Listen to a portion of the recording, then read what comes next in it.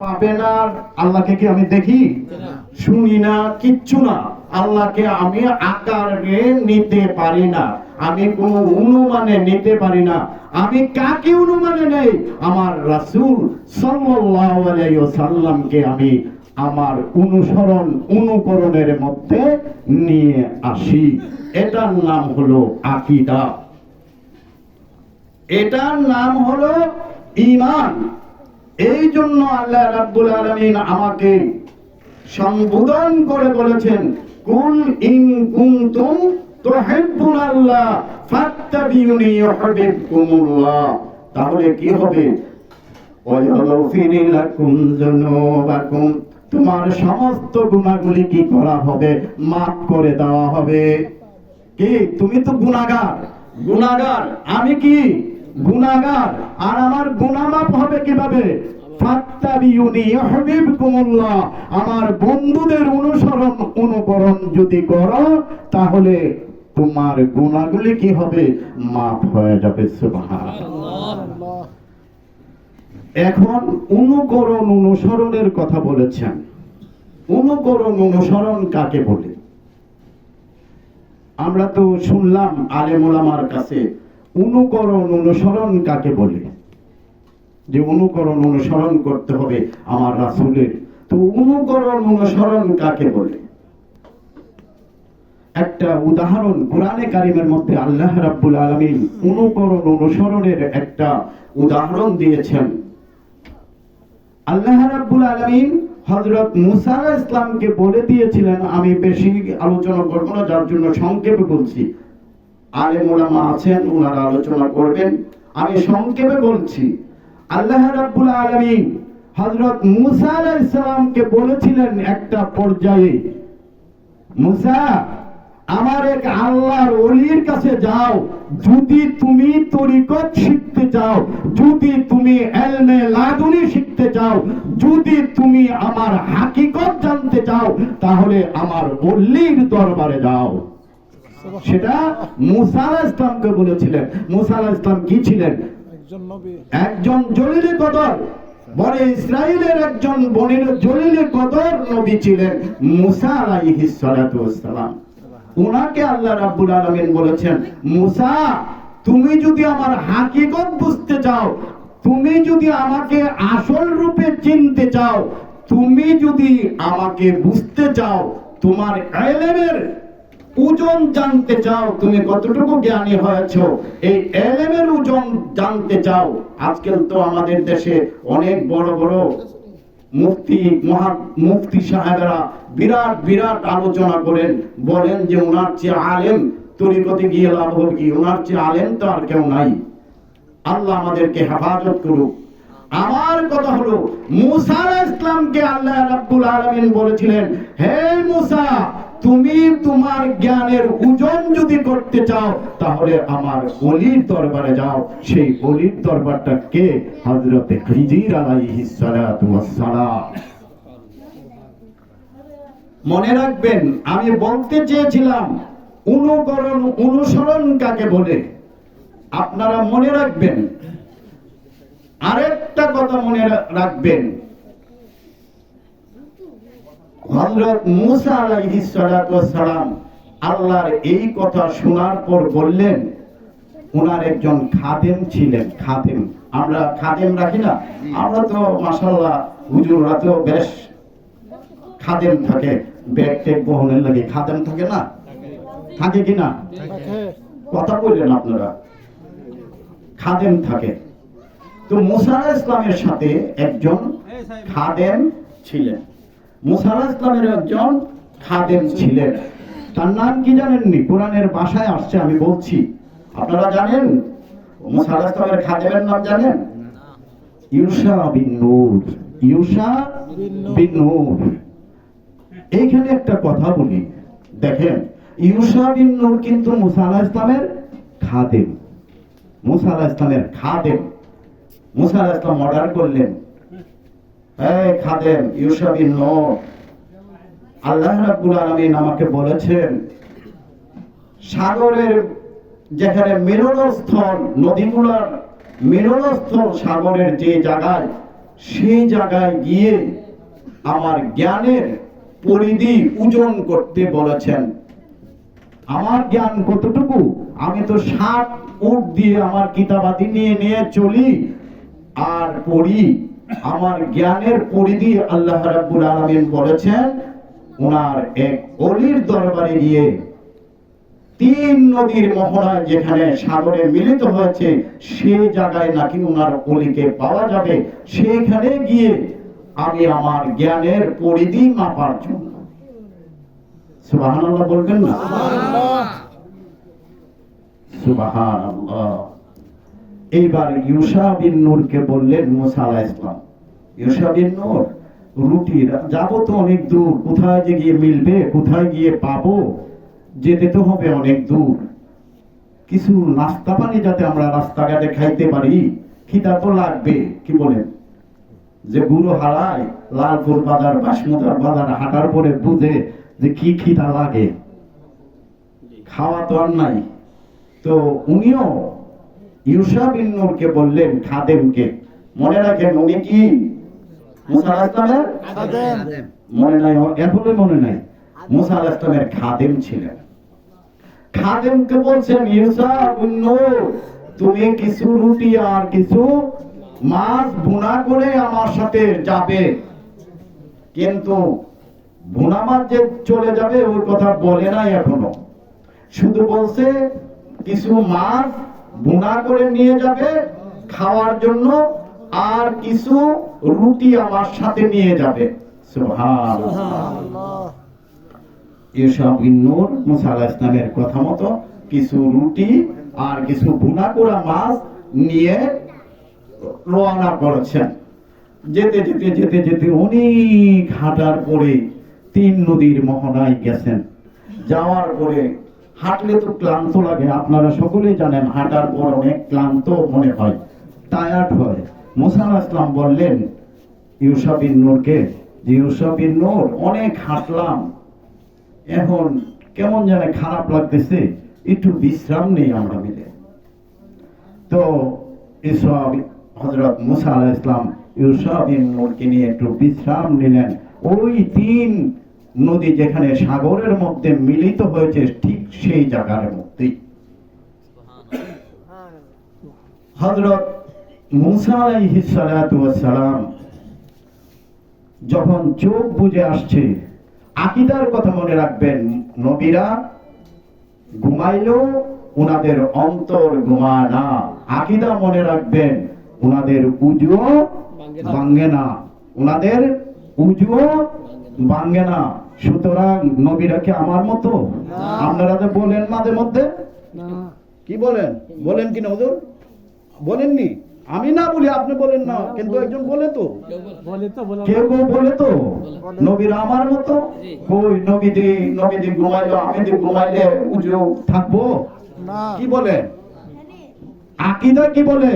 নবীরা ঘুমাইলো উজু ভাঙবে না, নবীদের উজু অলওয়েজ থাকে, নবীদের চোখ ঘুমায়, অন্তর ঘুমায় না। ঠিক না বেটি? ঠিক। তাহলে মুসা আলাইহিস সালাম চোখ বন্ধ করে দিয়েছেন। ইউসা বিন নূর জিমতাছে জিমতাছে জিমতাছে, নিদ্রা আর কি তোমরা জুমে, খালি জুমে আমাদের মধ্যে আছে না, জুমতেছে। এই ফাঁকে দেওয়া ও যে মাছ আনছিল, মাছ করছি কি জীবিত হইয়া সাগরের মধ্যে চলে গেছে। আমার কিন্তু প্রথম কথাটা আপনারা মনে আছে কিনা, আমি বলেছিলাম অনুকরণ আর অনুসরণের শব্দের ব্যাখ্যা আমি দিব। এইবার মুসা আলাইহিস সালাতু ওয়াস সালাম একটু তন্দ্রা নিয়ে উঠলেন, উঠে বললেন, ইউসা বিন নূর, চলো আরো চলো, হাঁটতে থাকি, যতক্ষণ পর্যন্ত আমরা আল্লাহর ওই মোহনায় না পৌঁছবো, আল্লাহর ওলির সাক্ষাৎ না হবে, ততক্ষণ পর্যন্ত আমরা চলতেই থাকবো। সুবহানাল্লাহ। এইবার হাঁটতে হাঁটতে আবার একদিকে অনেক দূর আসছে। আসার পরে হযরত মুসা আলাইহিস সালাম বললেন, ইউসা বিন নূর, খিদা তো অত্যন্ত লাগছে, ওই নাস্তা পানি কই, আনছিলাম না বাড়ির থেকে আসার পথে, তো খাবার দাবারটা কই, লোক না বসে খাই। লোক খাইতে বসছে, ইউসুফ বিন নূর রুটি বের করে দিয়েছে। এবার মুসা আলাইহিস সালাম বলে, হুজুর এই ইউসুফ বিন নূর খাদেম, তুমি না মাছ বোনা করছিলা, মাছ কই? আরে মাছ গেল কই, দাও না দি। হুজুর ও যে ওখানে আমি বিশ্রাম করেছিলাম, আমরা ওখানে মাছ জীবিত হয়ে সাগরের মধ্যে চলে গিয়েছে। আল্লাহু আকবার, আল্লাহু আকবার। এইবার মুসা আলাইহিস সালাম কো, ইউসুফ বিন নূর, আমি তো ওই জায়গার তালাশে এসেছি যে জায়গায় মরা মাছ জীবিত হয়ে সাগরের মধ্যে চলে যায়। আমি তো ওই জায়গার সন্ধানে এসেছি যে জায়গায় গেলে মরা মাছ জীবিত হয়ে চলে যায়। এই জন্য ইউসুফ বিন নূরকে বললেন, ওই জায়গার তালাশে আমাকে যেতে হবে, আবার আমরা ফেরত যাব। তাহলে এই দ্বারা একটা কথা মনে রাখেন, যেই জায়গার গেলে, অলিদের জায়গায় গেলে, অলিদের সংস্পর্শ গেলে যদি মরা মাছ জীবিত হয়ে যাইতে পারে, আপনার মরা দিল, আপনার মৃত দিল আল্লাহর অলির সংস্পর্শে গেলে কি হতে পারে? জীবিত হয়ে যাবে, এবং এটা আল্লাহর অলির কাতারে চলে যেতে পারে যদি আপনি কি করেন, তাওয়াজ্জু সঠিকভাবে নিতে পারেন। সুবহানাল্লাহ। কি বিশ্বাস হয় কিনা? এটা কি কোরআন থেকে বলতেছি না আমার বানানো কথা? কোরআন থেকে। ওই অলির জায়গায় গেলে যদি মরা মাছ জীবিত হতে পারে, আপনি তো আশরাফুল মাখলুকাত, তো আপনার দিলকে যদি আল্লাহর ওলির সাথে ঘষা দিতে পারেন, তাহলে কেন আপনার দিলের মধ্যে ঈমানি শক্তি পয়দা হবে না? বলেন আমাকে যুক্তি দেন। আমি যুক্তির মানুষ, আমি লজিক পড়ে এসেছি, আপনি আমাকে যুক্তি দেন। যদি মরা মাছ জীবিত হতে পারে, বুনা করা মাছ জীবিত হলে শুধু মরা নয়, বুনা করে ফেলেছে, রান্না করে ফেলেছে, রান্না মাছ জীবিত হতে পারে, তাহলে আপনার আল্লাহর ওলির সাথে আপনার দিলকে ঘষা দিলে আপনার দিলের মধ্যে ঈমানি শক্তি কেন আসবে না? আপনি বলেন আমাকে যুক্তি দিয়ে বুঝা। অনেক আল্লাহর ওলিদের সুহবতে অনেক ওলি হয়েছে। শাহজালাল ইয়ামানি মুজাররদ রাহমাতুল্লাহ আলাইহি সুহবতে 360 জন ওলি আল্লাহর ওলিরা বাংলাদেশে আগমন করেছে। ইতিহাস খুলে দেখেন, এটা আমার বানানো কথা নয়। একদম ঠিক। হযরত মাইনুদ্দিন চিশতি রাহমাতুল্লাহ আলাইহি সুহবতে থেকে কুতুবউদ্দিন বাখতিয়ার কাকি রাহমাতুল্লাহ আলাইহির মতো আল্লাহর ওলি জগতে সৃষ্টি হয়েছে। ঠিক কিনা বলেন? ইতিহাস বলেন। আজকে বলেন কি ওলিদের কাছে যাও কি লাগে, ফিরসাবের কাছে যাও কি লাগে? খামাখা ফিরসাব কি তোমার ব্যস্ত নিব না? আরে ফিরসাব ব্যস্ত নিত না, ফিরসাব তোমার মুরাদিন আত্মাকে জীবিত করে আল্লাহর রাস্তায় তোমাকে সুন্নত তরিকার মধ্যে নিয়ে যাবে। এটা হলো পিরসাবের কাজ, তোমাকে জান্নাতে নিয়ে যাওয়া পিরসাবের কাজ না। আমি বলেছিলাম অনুকরণ অনুসরণ, মনে আসেনি? আমি বেশি লম্বা করব না। আমি বলেছিলাম অনুকরণ। এইবার মুসা আলাইহিস সালাম ধর্মে তোমারে খাদেম বানায় কি করলাম? তুমি সালাতুন ইয়া রাসূলুল্লাহ আলাইকুম, সালামুন ইয়া হাবিবাল্লাহ আলাইকুম। মুআজ্জাজ হাজরিন, এবার আমি যেটা বলতেছিলাম, আসলে হয়েছে কি, আমি আপনি ওলির দরবারে যাই ঠিকই, কিন্তু আমার মরা দিলকে ঘষা দিতে পারি না, বিদায় আমি কি হতে পারি না, আল্লাহর ওলির সুহবতে থেকেও আমি আল্লাহর ওলি হতে পারি না। আমার দোষ, আমার আকীদা ঠিক নাই, আমার আমল ঠিক নাই। আমি আমার মুর্শিদের লুটা ধরি না, বদনা ধরি না, জুতা পরাই না, আমি ওই আকীদার মধ্যে যাই না। আমি সুহবতে 22 বছর হযরত কাকি রাহমাতুল্লাহ আলাইহি, বখতিয়ার কাকি রাহমাতুল্লাহ আলাইহি খাজা আজমিরের খেদমত করেছেন, খেদমত। আর খাজা আজমির খাজা উসমান হারুনির প্রায় 30 থেকে 35 বছর পর্যন্ত ওনার খেদমত করেছেন। এমনি হয় নাই, এমনি বড় বড় ওলি হয়ে যায় নাই, এমনি কেরামত এসে যায় নাই, কেরামত আসার জন্য আপনার অন্তরকেও ঠিক করতে হবে। এখন আমি ঠিক নাই, কোদফি সবই ঠিক নাই, তুই তো ঠিক নাই। মুআজ্জাজ হাজিরিন, অত্যন্ত কষ্টের কথা বলছি। তো যে কথা বলছিলাম, অনুকরণ অনুসরণ মনে রাখবেন। হযরত মুসা আলাইহিস সালাম এবার ইউশা বিন নূরকে বললেন, ইউশা বিন নূর, আমরা ওই জায়গার তালাশে বের হয়েছি যে জায়গায় গেলে আল্লাহর ওলিকে পাওয়া যাবে। তো আমরা তো ফেরত চলে আসছি, চলো এবার কি করি, আমরা আবার ওই জায়গার মধ্যে যাই। কোরআনের আয়াত খুলে দেখেন যে হযরত মুসা আলাইহিস সালাম ওই আগের জায়গা যাচ্ছে কিভাবে জানেন? ওই মুসা আলাইহিস সালাম যে বালুর মধ্যে পাড়া দিয়েছিলেন, পাড়ার দাগ গুলো যে ছিল, ওই পাড়ার দাগের উপরে পা দিয়ে দিয়ে আবার ওই জায়গায় গেছে। এটাকে বলা হয় অনুসরণ অনুকরণ। ওই পাড়ার দাগের মধ্যে আপনার ওলি, আল্লাহর ওলি, আপনার পীর মুর্শিদের কাছে ওই দাগের মধ্যে, ওই পায়ের মধ্যে পাড়া দিয়ে দিয়ে যদি আপনি চলতে পারেন, আকীদা ঠিক করতে পারেন, ঈমান ঠিক করতে পারেন, আপনার আমল ঠিক করতে পারেন, তাহলে আপনার আল্লাহর ওলি হতে পারবেন। অন্যথায় আপনার পক্ষে সম্ভব না।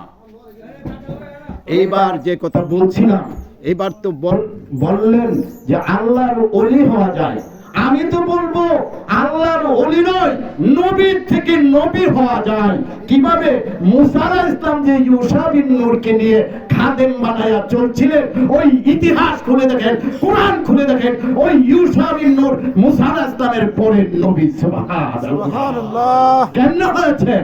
নবীর খেদমত করেছেন, নবীর পাশে থেকেছেন, নবীকে মেনেছেন, যার জন্য ইউশা বিন নূর কি হয়েছেন? নবী হয়েছেন। সুবহানাল্লাহ। এখনো আপনি ইতিহাস খুলে দেখেন, আপনি জর্ডানে গিয়ে দেখেন, ইউশা বিন নূর নবীর মাজার রয়েছে। সুবহানাল্লাহ। অনুকরণ অনুসরণ আমরা তো করতে পারি না। আমরা বলি কি, আমার হলো কি, আসলে সত্য কথা কি, বর্তন নাই। আমি একটা উদাহরণ দিই, আপনারা কিছু মনে করেন না। আমার উদাহরণ হলো, আপনি একটা গ্লাসে পানি নিচ্ছেন, এখন পানিটা আপনি একটা গ্লাস ভর্তি পানি নিচ্ছেন, কলের পানি। আচ্ছা, এটা ভর্তি থাকলে আর জমজমের পানি দেওয়া যাবে ওটার মধ্যে? ডাবের পানি ভর্তি না, গ্লাসটা আগের থেকে ভর্তি, আগের থেকে ভর্তি। এখন কি জমজমের পানি দিতে পারবেন নি? আর না, গ্লাসটা, এই গ্লাসটার ভিতরে পানি তো ফেলছেন না, ফেলেন না, দিতে পারবেন? দিতে পারবেন? কোনো পানি দিতে পারবেন? ডাবের পানি কোনো পানি? আরে আমার অন্তর তো জং দ্বারা ভর্তি হয়ে আছে, আমার অন্তর তো বেঈমান দ্বারা ভর্তি হয়ে আছে। আমার অন্তরে কি করে পীর মুর্শিদের তরিকা আসবে, কি করে তাওয়াজ্জুহ আসবে, কিভাবে কি আসবে? সেই জন্য আমি মনে করি কি, আমার পীর মুর্শিদ যদি আমাকে দিচ্ছে না, আমি তো সেই পাত্রই নিয়ে যাচ্ছি না, পাবো কোত্থেকে? সুতরাং আল্লাহ যেন আমাদেরকে যেই কোনো তরিকার মধ্যে যাবেন, তরিকা আহলে সুন্নাত ওয়াল জামাতের তরিকার মধ্যে যখন যাবেন, আপনার বর্তনকে খালি করে নিয়ে পীর মুর্শিদের বাড়িতে যাবেন, আপনি যেন কোনো কিছু সুন্নত আদর্শগুলি আপনি নিয়ে আসতে পারেন। কারণ আমার নবী দুইটা জিনিস আপনার জন্য রেখেছেন, তারাক্তুকুম আমরাইন, তোমাদের জন্য কিতাবুল্লাহ আর আমার সুন্নতে রাসূল দিয়ে গিয়েছি। তুমি যদি ওই কিতাবুল্লাহ এবং সুন্নতে রাসূলের মধ্যে আঁকড়িয়ে থাকো, নিশ্চয়ই তুমি কোনোদিন বেঈমান হবে না। কিন্তু আমাদের দুঃখের পরিতাপের বিষয় যে আমরা সুন্নতে রাসূলের মধ্যে আমরা এখনো ঢুকতে পারি নাই। আমাদের জীবনকে সাজাবো কিভাবে? রাসূলের সুন্নত তরিকা মতে। আমি আগেই কোরআনের আয়াতে বলেছিলাম যে ইউহিব্বুকুমুল্লাহ, আল্লাহ যাদেরকে ভালোবাসে তাদের ভালোবাসায় আমাদের জীবনকে রাঙাবো, আমার জীবনকে সাজাবো। মৃত্যু থেকে কবর পর্যন্ত আমার জীবন হবে আহলে সুন্নাত ওয়াল জামাতের আকীদা এবং নবীর আদর্শের মাধ্যমে। নবী আপনার জন্য দুটা জিনিস রেখে গিয়েছে, একটা হলো নবীর আনিত আদর্শ, আর একটা হলো নবীর পরিচালিত আদর্শ। হয়তো বুঝেন নাই, আনিত আদর্শ হলো ওহী কিতাবুল্লাহ, আর প্রদর্শিত জীবন ব্যবস্থা হলো নবীর সুন্নতে রাসূল। আপনার জীবন নবীর সুন্নতে রাসূলের মধ্যে রাঙ্গান, আল্লাহর আনিত কিতাবের অনুসারে আপনার জীবন রাঙ্গান, তাহলে নিশ্চয়ই আপনি কি হবেন? আপনি প্রকৃত মুমিন হবেন। আপনি একদিন আল্লাহর ওলির কাতারে যাবেন। আসেন, আমরা যদি আল্লাহর হাবিব ঘোষণা করেছেন, যে ব্যক্তি 40টা দিন তাকবীরে উলার সাথে 5 ওয়াক্ত নামাজ আদায় করবে, সেই ব্যক্তি মুমিন থেকে আল্লাহর ওলিতে পরিপূর্ণ হয়ে যাবে। সুবহানাল্লাহ। এখন আমি করি কি, ফজরের সময় টাইট করে একটা ঘুম দেই, খবরই নাই। গরম কারণে তো আর উঠি না, শীতকালে আছে লেপ মুড়াদা হইতে থাকি। এটা কি নবীর সুন্নাত? আর আপনি বলতেছেন কি আপনি সুন্নি জামাতের লোক? নো, আপনি নবীর আদর্শকে না মেনে, নবীর সুন্নাত তরিকাকে না মেনে আপনি সুন্নি জামাতের লোক হতে পারেন না। আপনার মধ্যে জীবনের প্রথম থেকে শেষ পর্যন্ত, কবর পর্যন্ত যদি সুন্নত আদর্শ দ্বারা সাজাতে পারেন, আপনার জন্য ফেরেশতারা দোয়া করতে থাকবে কবর পর্যন্ত যাওয়ার আগে।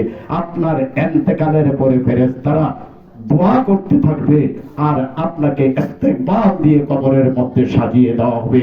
আর যখন আপনার সামনে রাসূল চলে আসবে, আপনি দাঁড়িয়ে তখন বলতে থাকবেন, ইয়া রাসূলুল্লাহ, ইয়া হাবিবাল্লাহ, আসসালাতু আসসালামু আলাইকা ইয়া রাসূলুল্লাহ। আপনার পরিচয়, আপনার ভালোবাসা হবে আখিরি নবীর সুন্নত তরিকার মতে। আজকের থেকে আমি এই মাহফিল থেকে আমরা যারা বসেছি প্রতিজ্ঞা করে যাব, আজকের থেকে আমি কোনো নামাজ ছাড়বো না। আমি 5 ওয়াক্ত নামাজ ইমামের সাথে তাকবীরে উলার মাধ্যমে আমি আদায় করব। শুধু এটুকুই নয়, আমি তাহাজ্জুদ গুজার করব। আমি তাহাজ্জুদের সময় সাজদায় পড়ে কাঁদবো, আল্লাহ তোমার সাহাবেরা জীবন দিয়েছে, তোমার হাবিব 63 বছর জীবন যুদ্ধ করেছে, সংগ্রাম করেছে ইসলামকে প্রতিষ্ঠা করার জন্য। আমি সেই ইসলামকে ধরে রাখতে আজকে তাহাজ্জুদের সময় উঠেছি, সাজদায় পড়েছি। আমি পাথরকে সাজদা দেই না, আমি নামাজের বিছানাকে সাজদা দেই না, আমি তোমার কুদরতি কদমের মধ্যে পড়েছি। আল্লাহ আমার জীবনের গুনাহগুলি তুমি মাফ করে দাও। আল্লাহ রাব্বুল আলামিন অবশ্যই অবশ্যই আপনাকে মাফ করে দিবে, আপনাকে একজন খাঁটি বান্দা হিসেবে ঘোষণা করে দিবে। সুবহানাল্লাহ। আমরা কি সেই আদর্শ নিয়ে, সেই জীবন নিয়ে থাকতে রাজি কিনা বলেন? সেই তরিকার মধ্যে থাকতে রাজি কিনা বলেন?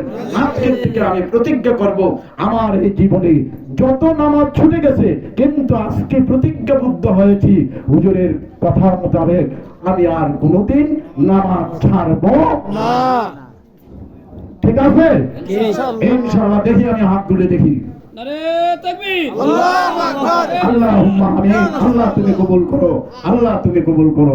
আমি আর আলোচনা করব না। ওয়া আখিরু দাওয়ানা আলহামদুলিল্লাহি রাব্বিল আলামিন। আল্লাহ যেন আমাদেরকে সেইভাবে আমল করার তৌফিক দান করে। সকলে বলে আল্লাহুম্মা আমিন। আমি একটু মুক্তসুর দোয়া করব।